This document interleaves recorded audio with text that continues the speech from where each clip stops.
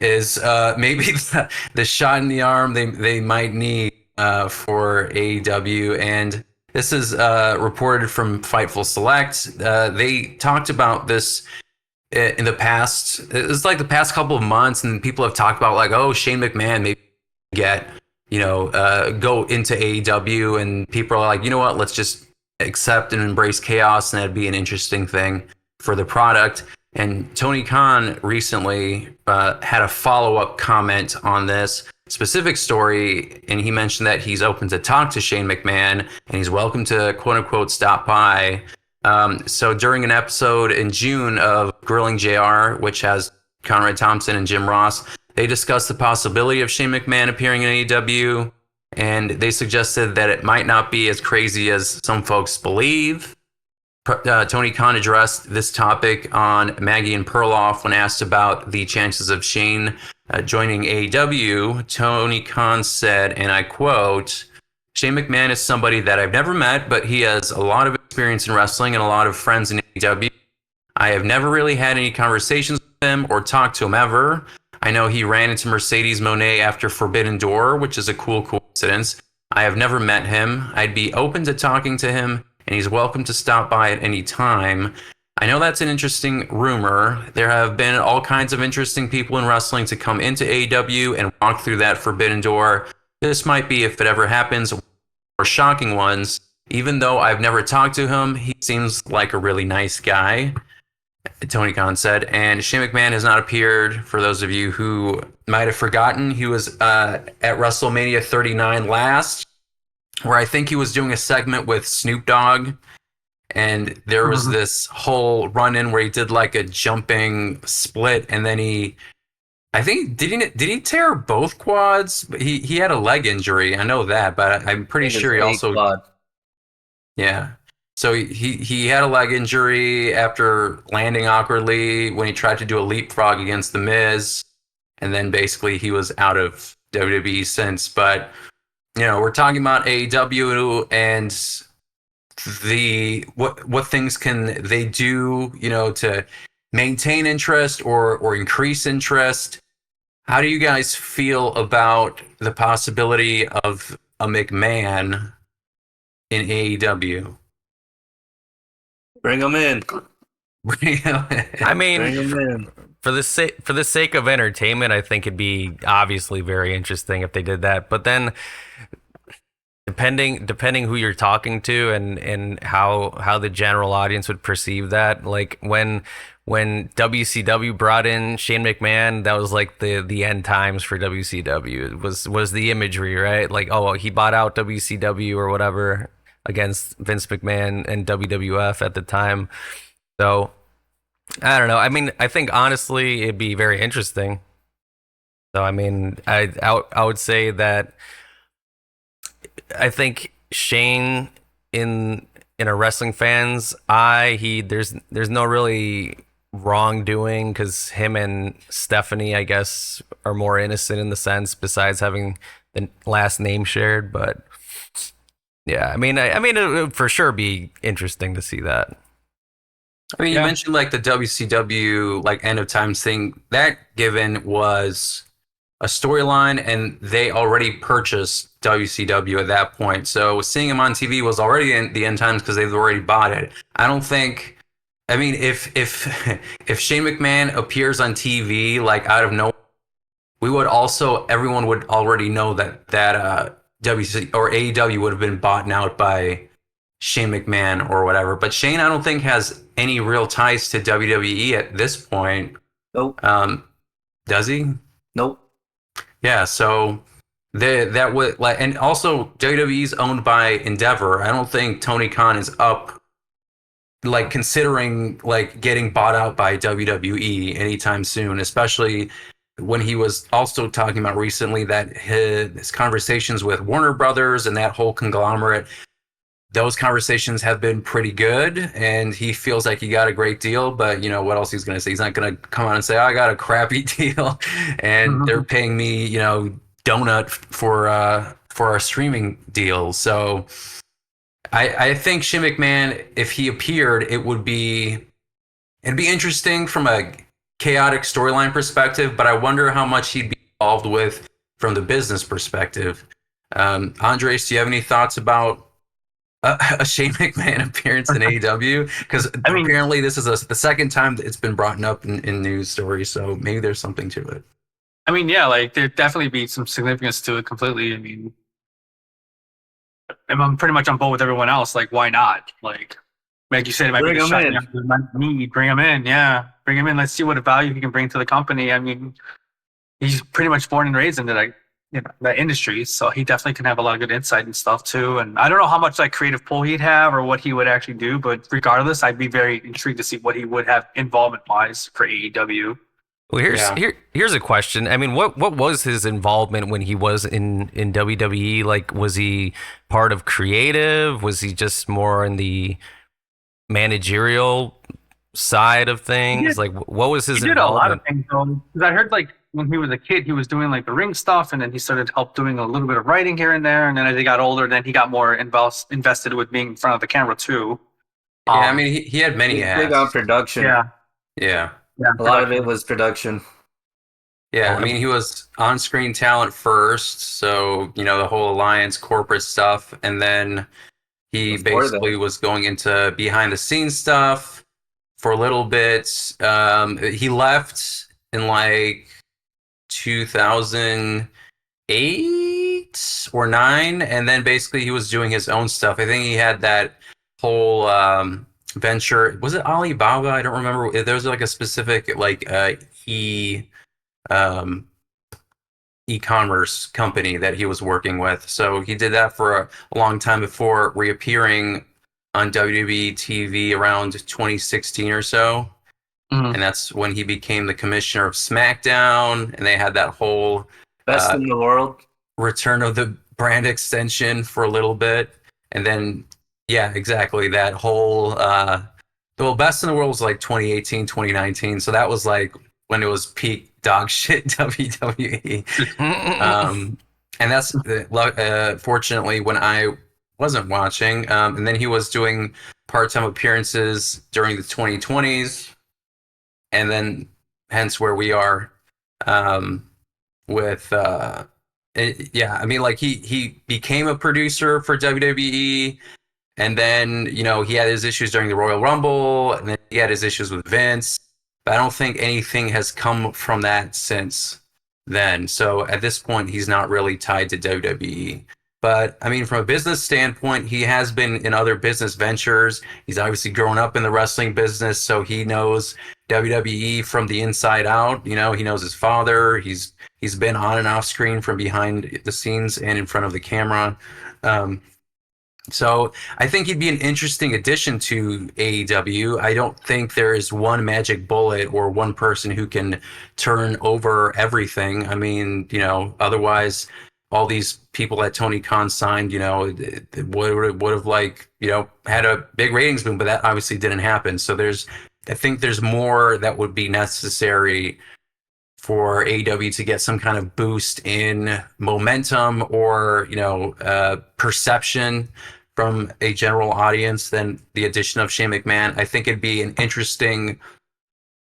I think they would get a boost from it, kind of like how they did with like the Jack Perry CM Punk footage, but even that was a minor bump in the ratings. Well, here's a question.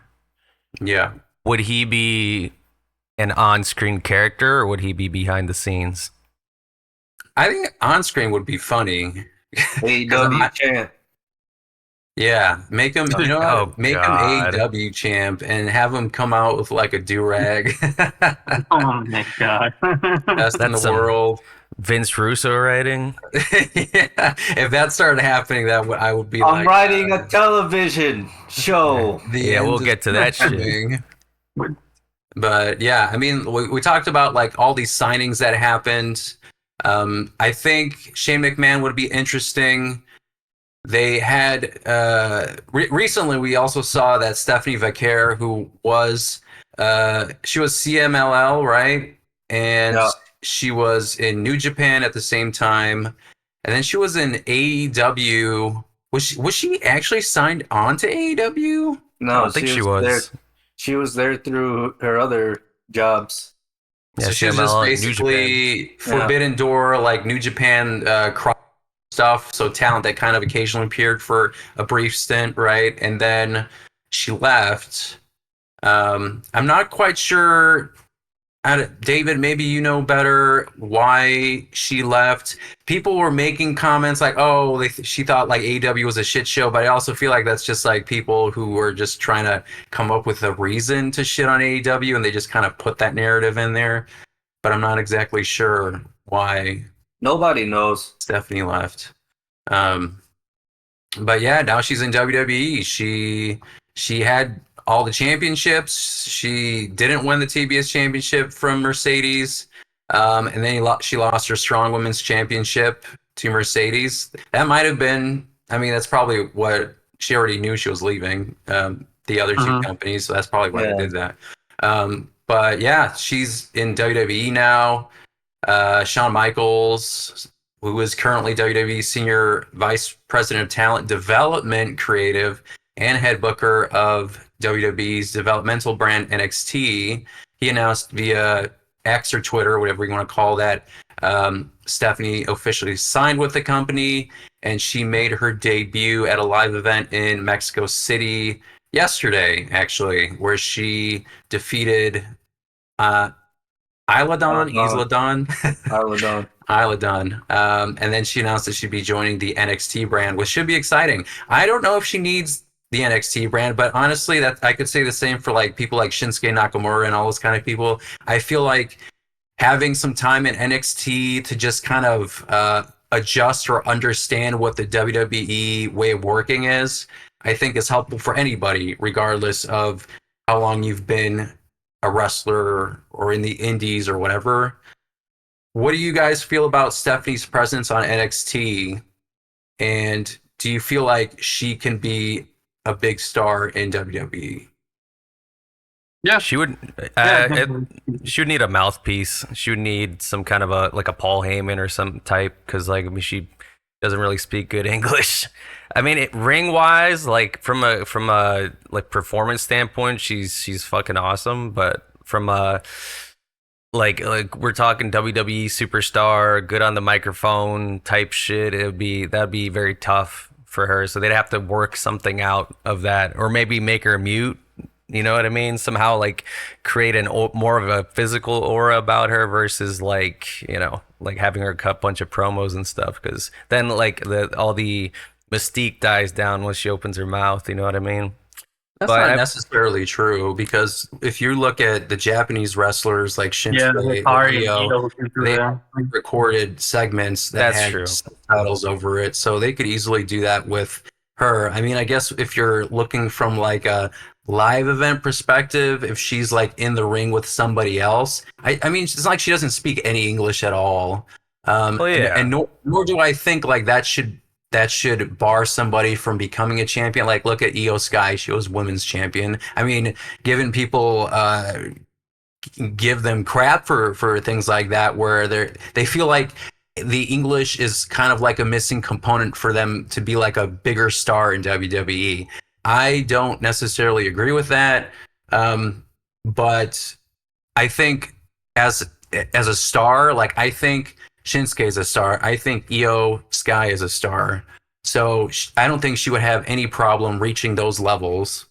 I don't know if she'll ever be like, you know, a Trish Stratus or, you know, someone like that. But who am I to say? I don't know.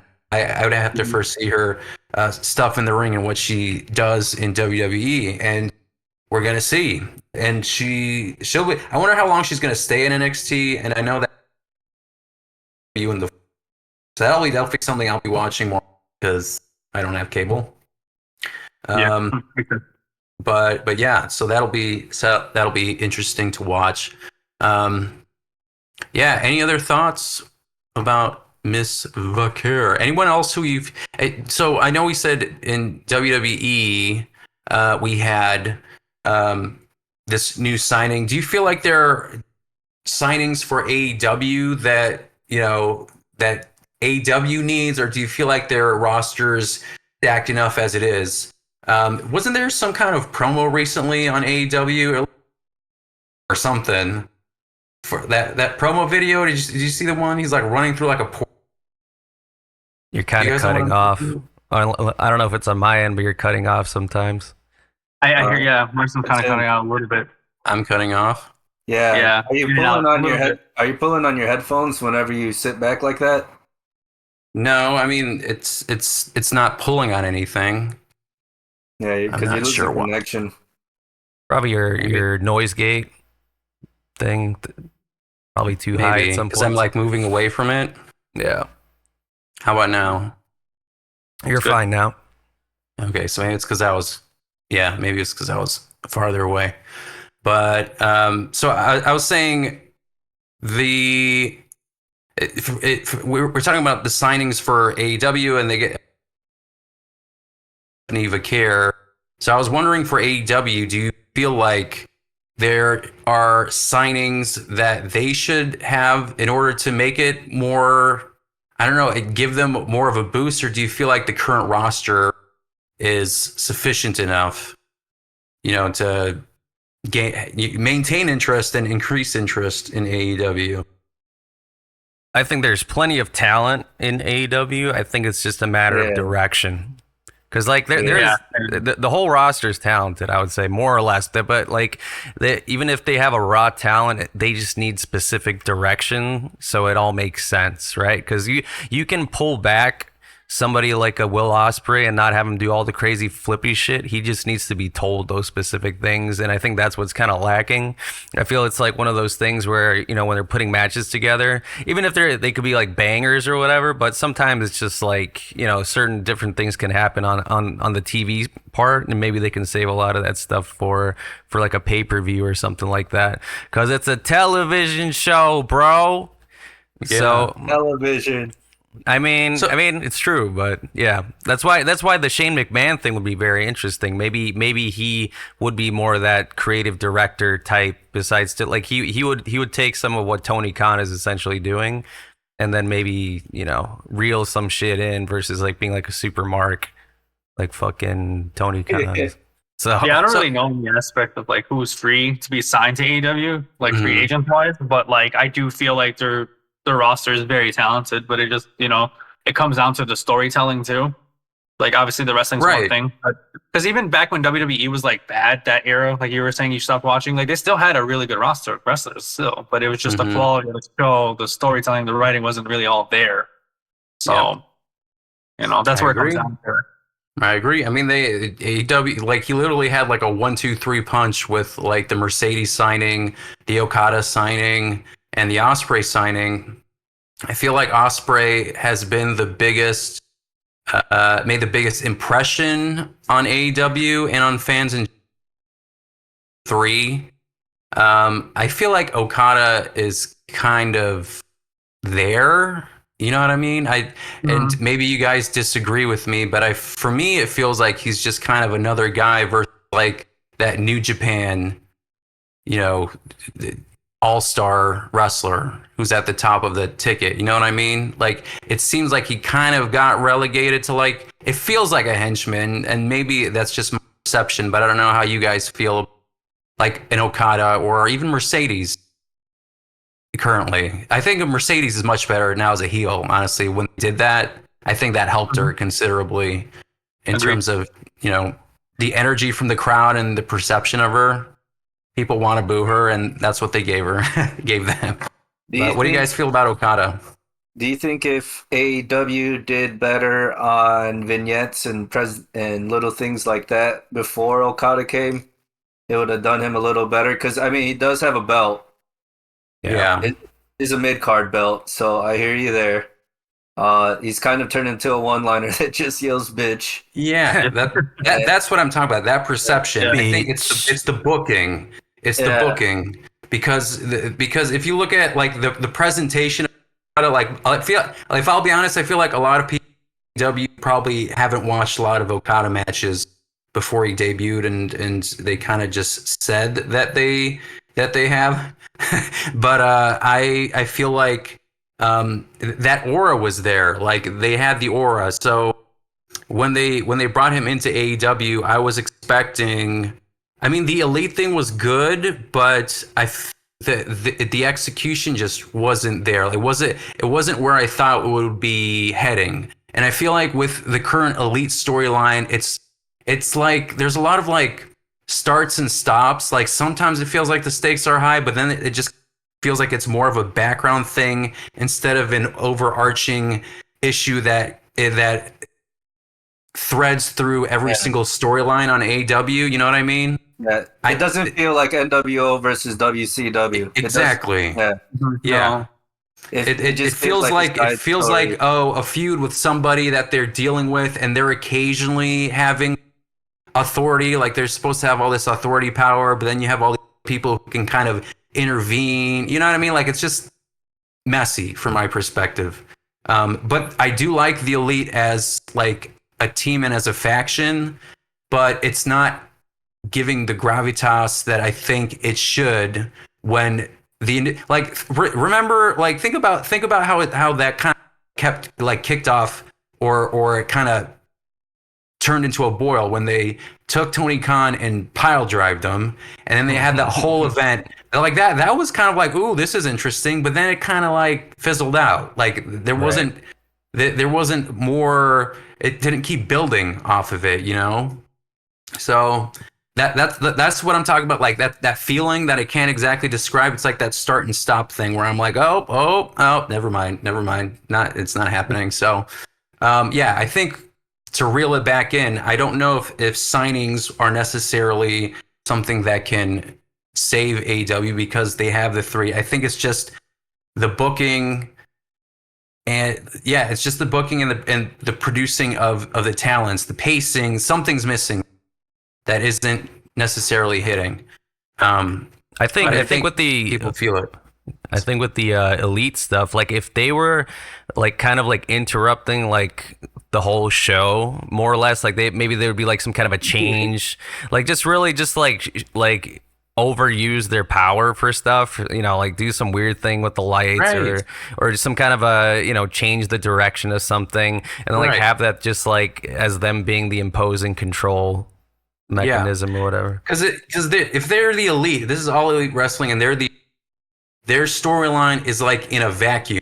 It's like it's not affecting just like maybe one or two specific people or groups, and then it doesn't touch the rest of the product. And I don't think with a storyline like that, it should be like that. And I feel like a lot of folks hoped that it would be different too, but I don't know. We shall see. Shane McMahon at All In, baby. Exactly. Make him part of the Elite. That yeah. He's gonna show up as part of Team AEW at Blood and Guts. Yeah, we'll see. That'll be interesting. But yeah, I guess that's enough of the AEW talk.